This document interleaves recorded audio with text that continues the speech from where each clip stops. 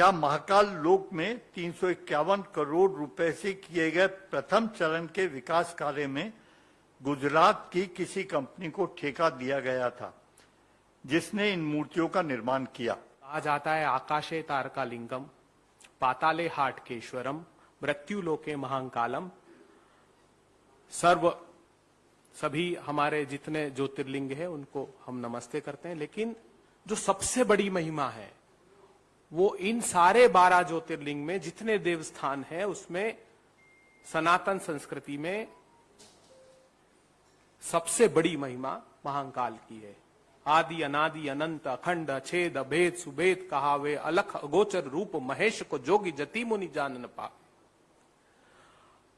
आदि अनादि भगवान शंकर महेश जो साक्षात महाकाल में विराजमान है। प्रधानमंत्री जी, दुख इस बात का हुआ कि ये भीषणतम भ्रष्टाचार इस अलौकिक सत्ता के खिलाफ आपने किया,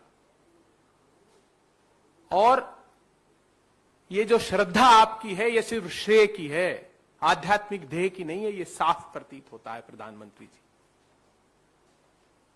आपने जब इसका उद्घाटन किया था प्रधानमंत्री जी 11 अक्टूबर 2022 को, तब इसका अलौकिक वर्णन किया था। मगर आज दुर्भाग्य है कि जब इतना भीषणतम भ्रष्टाचार देश के सामने आया, जब हमारे सप्त ऋषियों की मूर्तियां शत विक्षत अवस्था में पड़ी है और वो चीख चीख कर उसका अवरुद्ध विकास आपको पुकार रहा है प्रधानमंत्री जी कि इसका संज्ञान लीजिए, तब आपकी चिड़िया एक ट्वीट करने तक को तैयार नहीं है।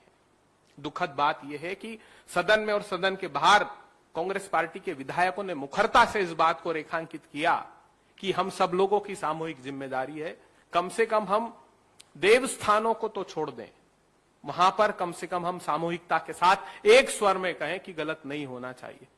तब सदन में मध्य प्रदेश के मुख्यमंत्री ने कहा, विधायकों ने मुझे बताया कि उन्होंने कहा कि आप महाकाल की आस्था पर आघात कर रहे हैं, लेकिन आज मुख्यमंत्री जी इससे बड़ा कुठाराघात और आघात नहीं हो सकता जो किया गया है।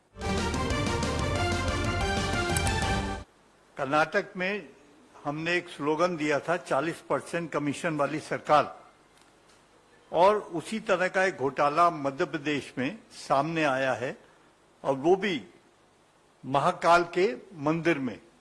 उज्जैन का जो महाकाल का मंदिर है, जिसकी बहुत पुराणों वाली मान्यता है, बहुत बड़ा तीर्थ स्थल है, और उज्जैन का महाकालेश्वर मंदिर 12 ज्योतिर्लिंगों में से एक है, और बहुत धार्मिक भावना के साथ लोग वहां दर्शन करने जाते हैं, और वैसे नहीं भी जाते तो भी वो एक जुड़ाव है धार्मिक भावना का। अगर वहां पे कोई भ्रष्टाचार होता है तो शायद उस दिल में पीड़ा होती है। अपनी लूट खसोट और बेईमानी को अंजाम देने के लिए इन्होंने महाकाल के पवित्र धार्मिक स्थल को भी नहीं छोड़ा।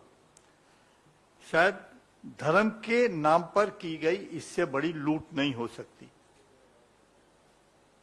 आप कितनी बेईमानी कर रहे हैं, कितनी बार आपके घोटाले पकड़े जाते हैं। पूरा चुनाव कर्नाटक का 40% कमीशन वाली सरकार के नाम पे लड़ा गया। ये तो 100% बेईमानी वाली सरकार के अंतर्गत ये सारा घोटाला हुआ है, जिसके कुछ बिंदु मैं आपके सामने अभी आगे रखना चाहता हूं। हम हमेशा कहते हैं कि प्रशासन चलाते हैं, लेकिन उसमें भी इनकी नीयत साफ नहीं होती। कहीं 40% तो कहीं 50% कमीशन की सरकारों के नाम से जाने जाते हैं। धर्म के नाम पर की गई यह लूट, लोकायुक्त के द्वारा जब कुछ अफसरों को चिन्हित किया गया तो पूरी सरकार उनको बचाने में लग गई और उस इंक्वायरी को बंद कर दिया। उनके खिलाफ कोई कार्रवाई नहीं हुई।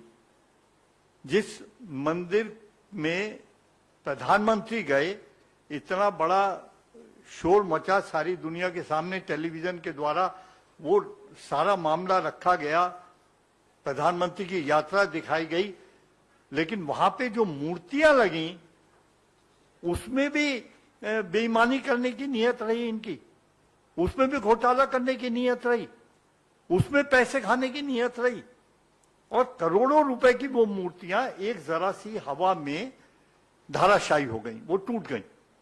ऐसी काहे की मूर्तियां थी? हमारे पूरे हिंदुस्तान में कितने ही मंदिर ऐसे हैं जिनको आप देखेंगे आज तक कितने भूकंप आ गए और सारा हो गया, हवा भी चलती रही, लेकिन मजाले किसी मंदिर की एक मूर्ति भी टूट गई हो।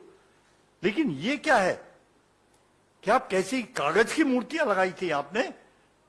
यही जगह खाने को रह गई थी कि धार्मिक जो हमारे स्थल हैं, आप उसमें ही पैसा खाने के लिए रह गया आपका। तो जो इनका और भ्रष्टाचार सरकारी तौर पर चल रहा था, जिसको हम बार बार उजागर करते रहे हैं, उसमें एक ये नई कड़ी सामने आई है जिसका हमें बहुत दुख और तकलीफ है।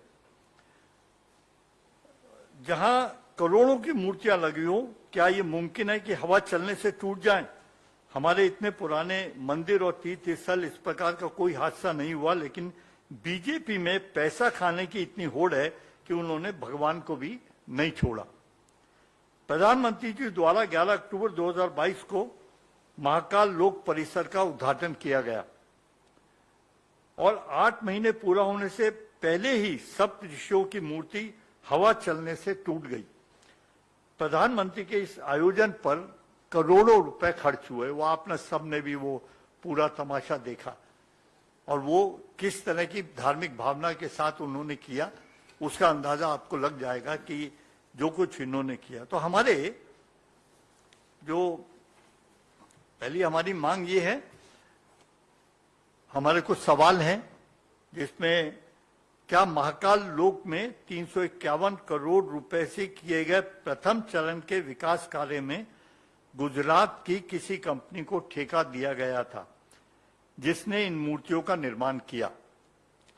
नंबर 2, क्या उज्जैन के स्थानीय विधायक महेश परमार सहित विधायकों ने लगातार महाकाल लोक और स्मार्ट सिटी में हो रहे भ्रष्टाचार को रोकने की गुहार शिवराज जी से नहीं लगाई थी और क्या लोकायुक्त में केस भी दर्ज नहीं कराया था? नंबर 3, क्या आप लोग इस सनातनी आस्था के किए गए आघात के लिए देश से माफी नहीं मांगेंगे? नंबर 4, आप लोग अयोध्या के राम मंदिर में हुए भूमि घोटाले से लेकर महाकाल लोक में हुए घोटाले तक पर मौन साधे क्यों रहते हैं? क्या महाकाल लोक के उद्घाटन में लोगों को लाए जाने से लेकर प्रधानमंत्री जी, मुख्यमंत्री जी के प्रचार प्रसार पर सैकड़ों करोड़ रुपए खर्च किए गए? आज देश पूछ रहा है कि भाजपाई सत्ता कब तक देश की आस्था से खेलकर सत्ता की भूख मिटाती रहेगी?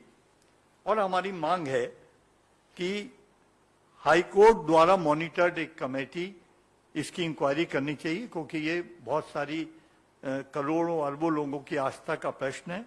और हम ये संकल्प लेते हैं कि हमारी सरकार जब मध्य प्रदेश में आएगी तो हम देश के बेहतरीन शिल्पकारों से और जो ग्रेनाइट पत्थर है या और जो अलग शिल्पकारों का के जो साधन से जो पत्थर बनाए जाते हैं और तराशे जाते हैं, उनकी मूर्तियां हम इस मंदिर में पूरी आस्था के साथ लगाएंगे।